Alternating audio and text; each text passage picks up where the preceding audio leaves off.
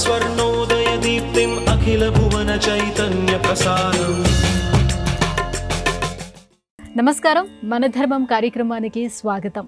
ముందుగా ETV life ఆధ్యాత్మిక channel ప్రేక్షకులందరికీ శ్రీరామనవమి శుభాకాంక్షలు.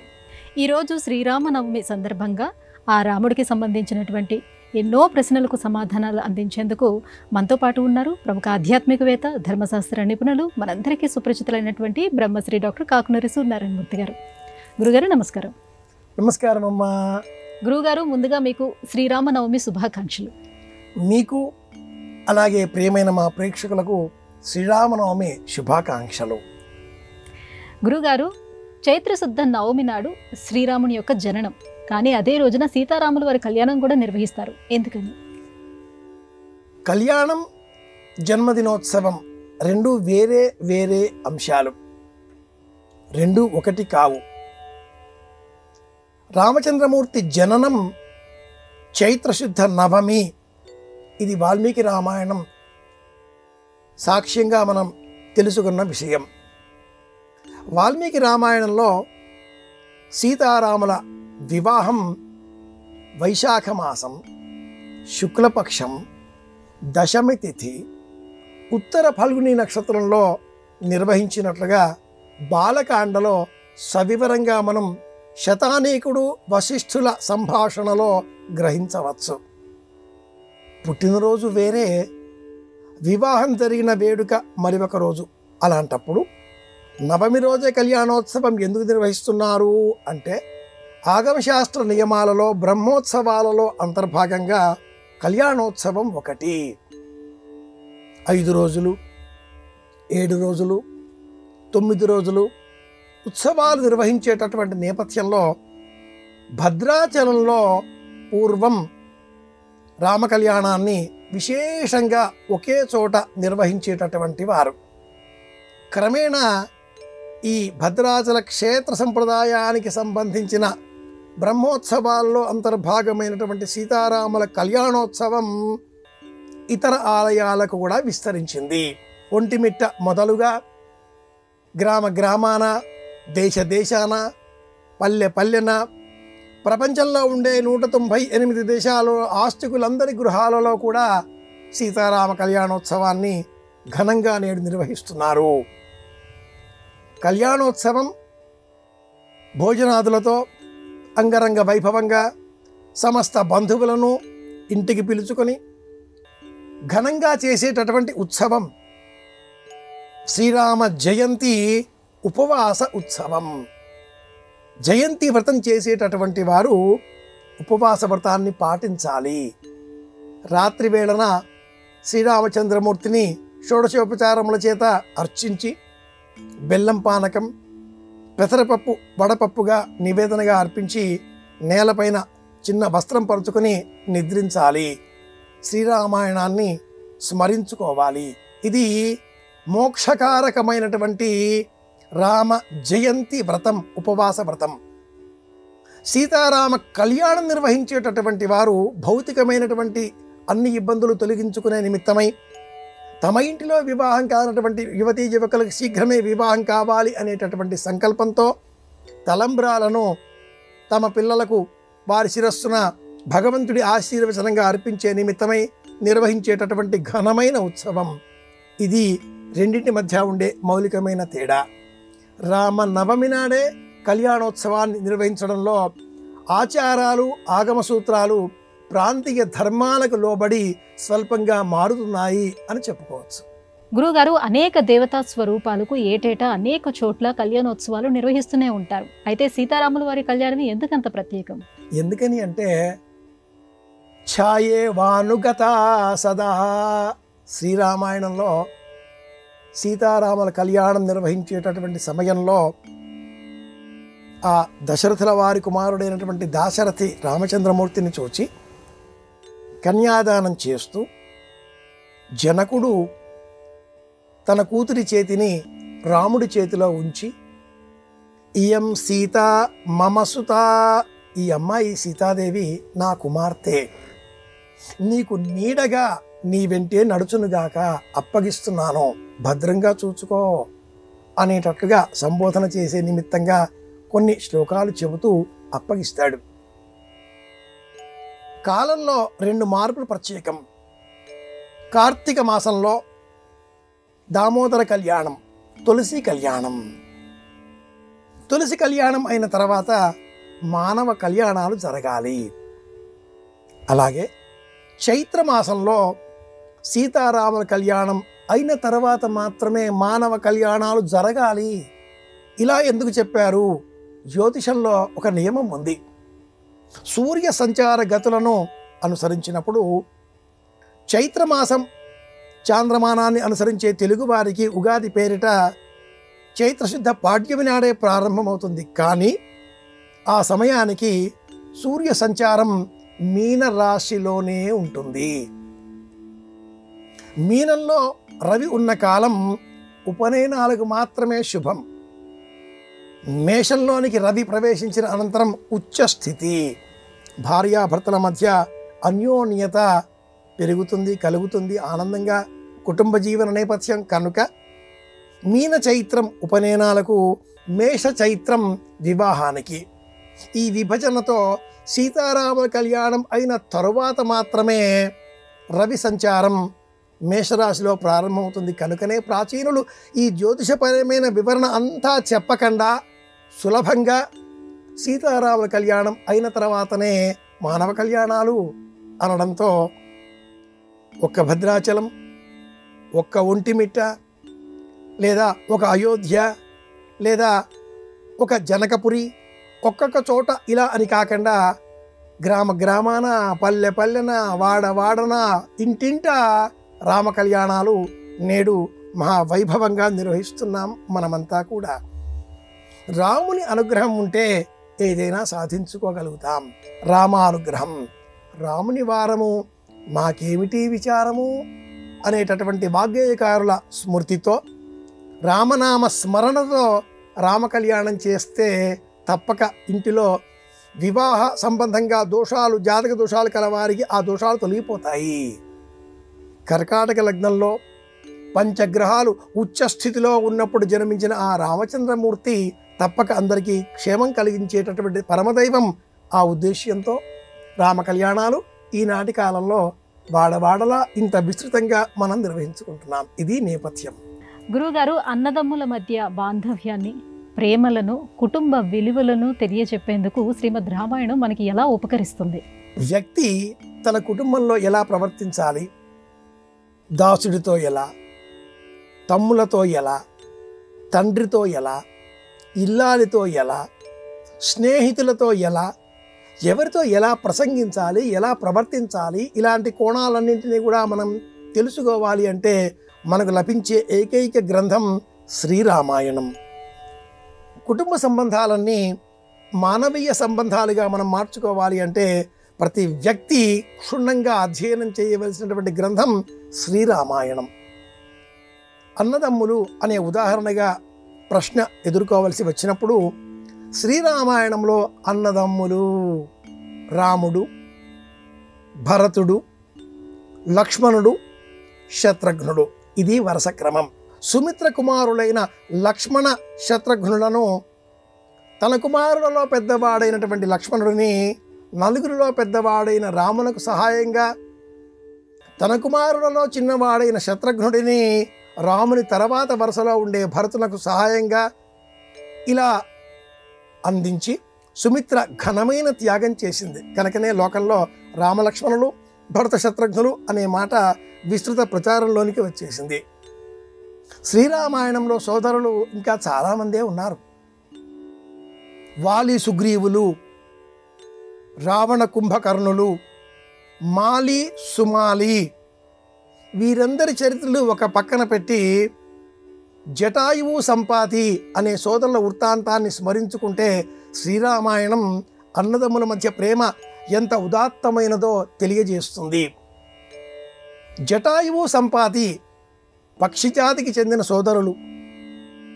నేను గొప్ప, నాకు బాగా ఎగరడం వచ్చు అనే జటాయువు పంతాన్ని చూచి సంపాతి నవ్వుకునేవాడు. ఒకనాడు పట్టుదలతో పోటీకి రమ్మని పిలిచిన జటాయువు మాట కాదనలేక సంపాతి కూడా ఆ పోటీకి అంగీకరించాడు. కానీ జటాయువునే పైకి ఎగరనిచ్చాడు. ఆనందంతో విజయ గర్వంతో జటాయువు పైపైకి వెళుతూ కింద సంపాతి రాగా గేలి చేసే విధంగా మరింత పైకి ఎగరడంతో ఒక్కసారిగా సూర్యకాంతి కారణంగా జటాయువు రెక్కలు కాలిపోయే ప్రమాదం ఏర్పడింది. పెద్దవాడు కనుక సంపాతి ఆ విషయం గ్రహించి జటాయువు కంటే కూడా పైకి ఎగిరి తన తమ్ముడికి తన రెక్కలు చాచి రక్షణ ఇచ్చాడు. ఎగిరే పక్షికి నేలకు అందిస్తేనే ప్రయోజనం అంటాడు డాక్టర్ సి నారాయణ రెడ్డి ప్రపంచ పదులు అనే కావ్యంలో. సంపాతి ఇలా తనపైకి ఇంకా పైకి వెళ్ళి రెక్కలతో నీడ అందించిన విషయం జటాయువుకు ఎప్పటికీ తెలియదు. నాకంటే అన్న పైకి ఎగిరి విజయం పొందాడు అనే అవమానంతో, అన్నపైన ఆగ్రహంతో, కొంచెం మనస్సుతో జటాయువు నేలకు దిగిపోయాడు. పుణ్యం ఎక్కడ అంటే సీతను రక్షించే నిమిత్తమే రావణుడితో యుద్ధం చేసి రెక్కలు విరగకొట్టుకొని రాముడితో తన అంత్యక్రియలను నిర్వహించుకునేటటువంటి పరమ అదృష్టం జటాయువుకు లభించింది. రెక్కలు కాలిన ఆ సంపాతి సముద్ర తీరంలో నేలన పడిపోయాడు. హనుమంతుడు, అంగదుడు, గవయుడు, గంధమాదనుడు, జాంబవంతుడు ఈ వీరులంతా స్వయంప్రభ గుహలో చేరి కాలహరణం అయిపోగా చింతించి జటాయువు సీతను రక్షించే నిమిత్తమై ప్రాణాలు కోల్పోయాడు. ఇప్పుడు మన ప్రాణాలను హరించడానికి మరి ఒక గృధ్రరాజం గద్ద ఆ కొండపైన ఉన్నది. ఆ మాటలు విన్న సంపాతి తన సోదరుడి నామం వినపడడంతో లేని శక్తి తెచ్చుకొని దిగివచ్చి, నా సోదరుడు జటాయువు పేరు మీ నోట విన్నాను, క్షేమమే కదా అని అడగడం మనందరికీ ఎంత ఆనందాన్ని కలిగిస్తుందో అంత ఆలోచనను కూడా అందజేస్తుంది.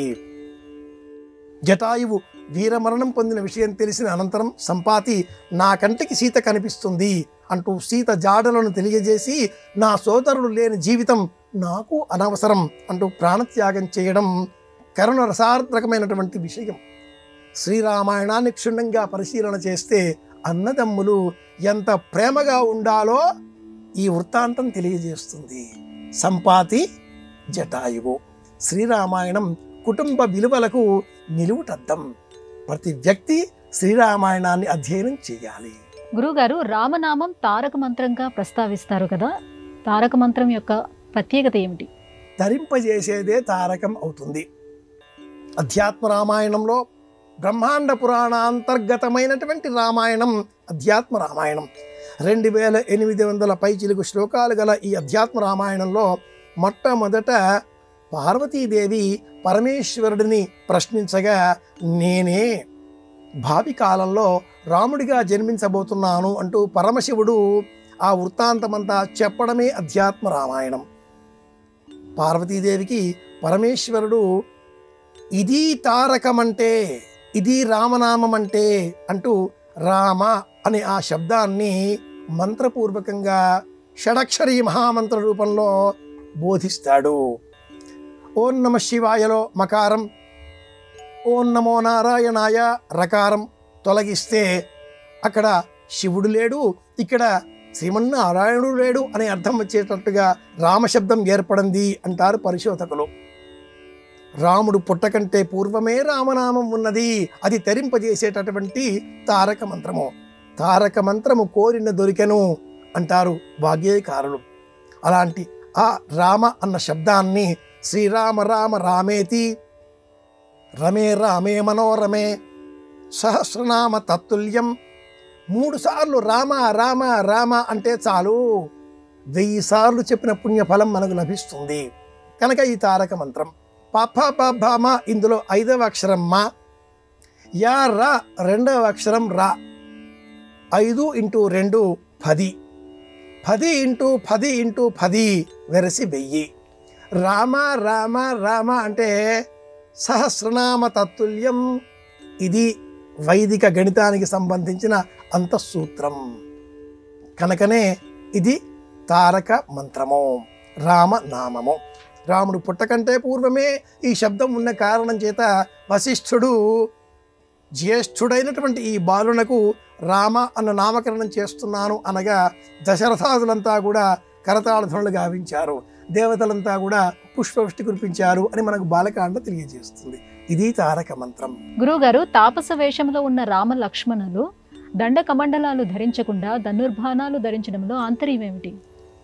పర్ణశాల, పంచవటి, అరణ్యకాండ ఈ క్షేత్రాలలో సంచారం చేసేటటువంటి సమయంలో శరభంగ ఆశ్రమం, సుతీక్ష్ణ ఆశ్రమం, అగస్త్య భ్రాత ఆశ్రమం, అగస్త్యముని ఆశ్రమం, మతంగముని ఆశ్రమం, ఇలా 8 దివ్యాశ్రమాలను రామచంద్రమూర్తి సందర్శన చేస్తాడు. ఆ రాముడిని చూచే నిమిత్తమై అనేక మహర్షులు కూడా విచ్చేస్తారు. అరణ్య సంచారం చేసే ప్రారంభ సమయంలోనే రామచంద్రమూర్తి తాను ధరించిన ఆ ధనుస్సుకు ఉన్నటువంటి అల్లత్రాడును వదులు చేసి ఊరికే ఆ తాడు గట్టిగా లాగి పెట్టకుండా అలంకారప్రాయంగా ఉంచి చేతపట్టుకుంటాడు. సీతాదేవి ప్రశ్నించిన ప్రశ్న ఇది. మీరు తాపసులు దండకమండలాలు ధరించాలి, కానీ ధనుస్సు చేతబుచ్చుకున్నారు. పూర్వం ఒక ఋషి తీవ్రమైన తపస్సు చేయగా ఆ తపస్సుకు భంగం కలిగించే నిమిత్తమై ఇంద్రుడు తాపసిక రూపంతో వచ్చి ఒక ఖడ్గాన్ని ఆ మహర్షి ఆశ్రమంలో న్యాసంగా ఉంచి వెళ్ళిపోయాడు. మళ్ళీ వచ్చి తీసుకెళ్తాను స్వామి అన్నట్లుగా.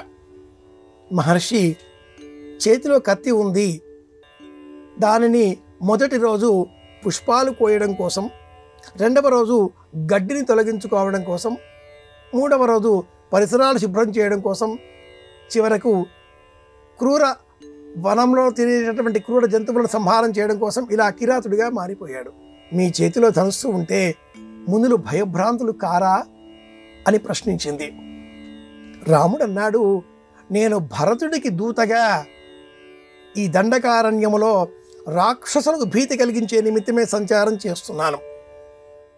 నా చేత ఉన్న ఈ ధనుస్సు అల్లత్రాడు నేను వదులు చేసిన కారణం కూడా ఒక ప్రత్యేకం. పొరపాటుగానైనా నా భుజం తాకి గాలి తాకినా కూడా నా చేతిలో ఉండే ఈ ధనుస్సు ఆ అల్లెత్రాడు కారణంగా భయంకరమైన శబ్దం చేస్తుంది. ప్రశాంతంగా తపస్సు చేసుకునే ఈ ఋషులకు ఆ శబ్దం తపోభంగం కావించకూడదు. కనుక చేతిలో ధనుస్సు ఉన్నది, శబ్దము చేయదు. అంటే ఎవరికి భయం కలిగించాలో వారికి భయం, ఎవరికి రక్షణ కలిగించాలో వారికి రక్షణ. ఇది రామ నీతి అని శ్రీరాముడు సీతాదేవికి సమాశ్వాసం, ఇలా ఆశ్వాసం కలిగిస్తాడు, నమ్మకం కలిగిస్తాడు. కోదండధారి, కోదండపాణి శ్రీరామచంద్రమూర్తి. స్తోత్రం చేద్దాం, ఆయన అనుగ్రహంతో ఆనందం పొందుదాం. గురుగారు, సీతారాముల వారి కళ్యాణ సమయంలో ప్రస్తుతం మనం ఆచరిస్తున్నటువంటి ఈ సంప్రదాయాలు అప్పటి వాల్మీకి రామాయణంలో కూడా ఉందా?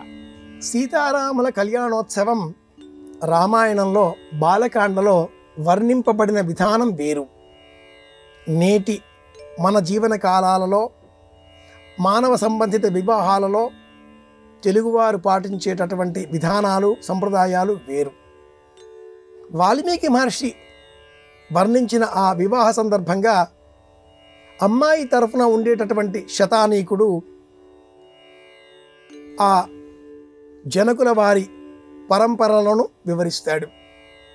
అలాగే దశరథుల వారి పక్షంలో ఉండేటటువంటి వశిష్ఠుల వారు సూర్యవంశ పూర్వ ప్రతిష్టలను, వంశ చరిత్రలను వివరిస్తాడు.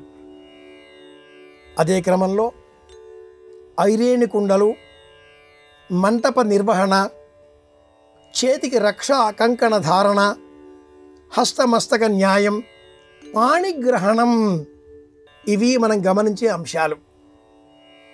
దీనికి తెలుగువారు తమవైన ఆచారాలను జోడించి వరపూజనం, వధూ పూజనం అన్న పేరిట గోత్ర ప్రవరలు చెప్పడం, నాటి నుంచి నేటి వరకు సీతారామ కళ్యాణోత్సవ సందర్భంగా వాల్మీకి రామాయణంలో ఏ విధంగా ఆచారాలు పాటింపబడి ఉన్నాయో వాటిని పాటిస్తూ, చేతికి కంకణం కూడా రక్షగా ఏర్పాటు చేస్తూ, పాణిగ్రహణం అనే ఆచారాన్ని కూడా పాటిస్తూ, కొనసాగింపుగా తలంబ్రాలు అనే వేడుకను తెలుగువారు వైదిక సంప్రదాయానుసారంగా జతపరుచుకున్నారు.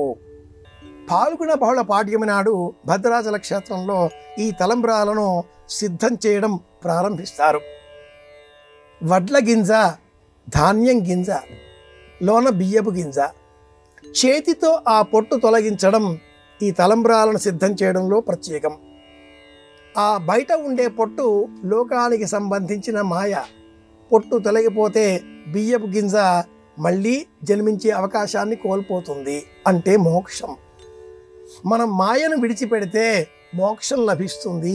ఇది తలంబ్రాలను సిద్ధం చేయడంలో ఉన్న ఆంతర్యం. అలాగే వివాహ సందర్భంగా అరుంధతి నక్షత్ర దర్శనం, ప్రయాణం, అత్తవారింటి వైపు ప్రారంభం చేయడం, ఇలాంటి ఆచారాలన్నీ కూడా అనేకం శ్రీరామాయణంలో వర్ణింపబడి ఉన్నాయి. ప్రపంచం మొత్తం మీద వివిధ దేశాలలో, వివిధ రాష్ట్రాలలో వివాహ ఉత్సవం పలు విధాలుగా ఆచరింపబడినటువంటి నేపథ్యంలో వైదికోక్తంగా రామాయణంలో చెప్పబడి విధానంలో నిర్వహించేటటువంటి కళ్యాణ విధి తెలుగువారికి మాత్రమే ప్రత్యేకం. కనుకనే ఇయం సీత మమ సుత, శ్రీరామాయణంలో సీతాదేవిని రామచంద్రమూర్తుల వారి చేతికి అప్పగిస్తూ భద్రం అనేటటువంటి పదాన్ని వినియోగించడం. 16 దానాలలో కన్యాదానం కూడా ఒకటి కనుక కన్యాదాన సమయంలో నమమ అని చెప్పకుండా సంప్రదదే అని ఆపివేయడం కూడా తెలుగువారికి మాత్రమే ప్రత్యేకం. ఇలాంటి అపురూపమైన సీతారాముల కళ్యాణోత్సవాన్ని చూచిన ఏ దంపతులైనా కూడా అన్యోన్యానురాగంతో ఒకరి కోసం ఒకరు అన్నట్లుగా జీవించాలి. ఇది ఈ కళ్యాణోత్సవంలో ఉండే ప్రత్యేకం. గురుగారు, వేద స్వరూపుడిగా, ధర్మమూర్తిగా శ్రీరాముడి యొక్క మూర్తిమత్వాన్ని, అలాగే ఆదర్శ గృహిణిగా, లోకపావనిగా సీతాదేవి ఔన్నత్యాన్ని ఎలా విశ్లేషించుకోవాలంటారు? వేదవేద్యే పరే పుంసి జాతే దశరథాత్మజే వేద ప్రాచేత సాదాసి సాక్షాత్ రామాయణాత్మన. రామచంద్రమూర్తి మూర్తిభవించిన ధర్మస్వరూపుడు. రాక్షసుల చేత కూడా ప్రశంసింపబడినటువంటి ధర్మస్వరూపం. రామో విగ్రహవాన్ ధర్మ సాధు సత్యపరాక్రమ. అందరికీ జ్ఞాపకం ఉన్న శ్లోకాల పాదాలు ఇవి. రాముడు ఏది చెబితే, ఏది ఆచరిస్తే, ఏది పాటిస్తే, ఏది అనుసరిస్తే అది ధర్మం.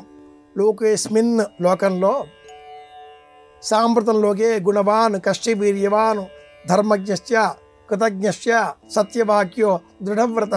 16 గుణములతో ఉండేటటువంటి పరమదైవం, వేదానికి ప్రతిరూపంగా ఉండే దైవం రామచంద్రమూర్తి.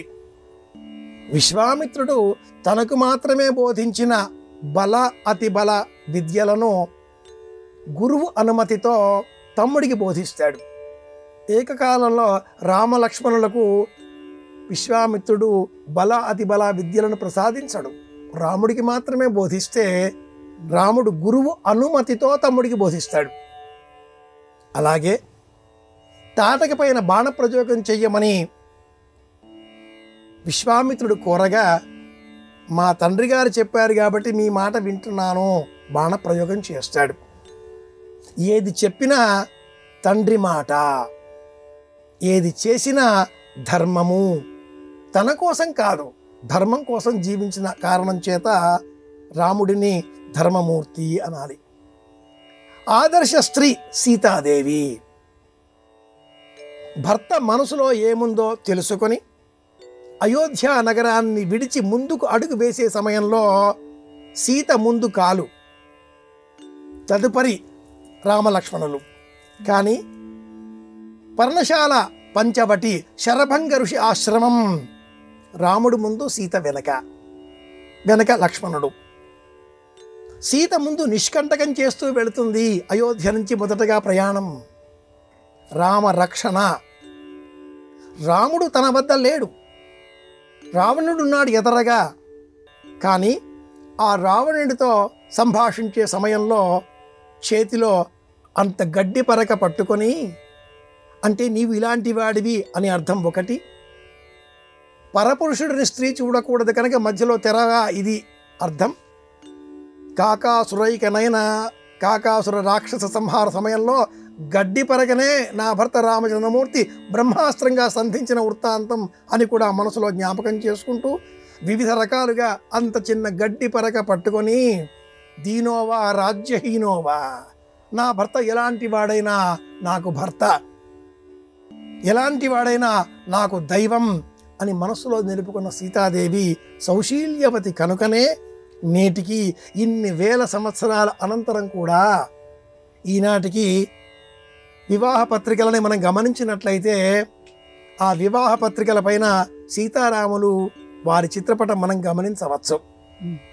అలాగే జానక్యా కమలామల అంజలి పుటే ఈ శ్లోకాన్ని కూడా చూస్తూ ఉంటాం కదా. ఇది విశేషం. గురుగారు, ఈ శ్రీరామనవమి సందర్భంగా రాముడికి సంబంధించిన ఎన్నో అంశాలను మాకు తెలియజేసినందుకు ధన్యవాదాలండి. కృష్ణార్పణం. ఇది ఇవాల్టి మన ధర్మం కార్యక్రమం. రేపటి మన ధర్మం కార్యక్రమంలో మళ్ళీ కలుసుకుందాం. నమస్కారం. ఈ కార్యక్రమాన్ని తిరిగి చూడాలనుకుంటే www.youtube.com/@ETV Life Spiritual లో చూడవచ్చు.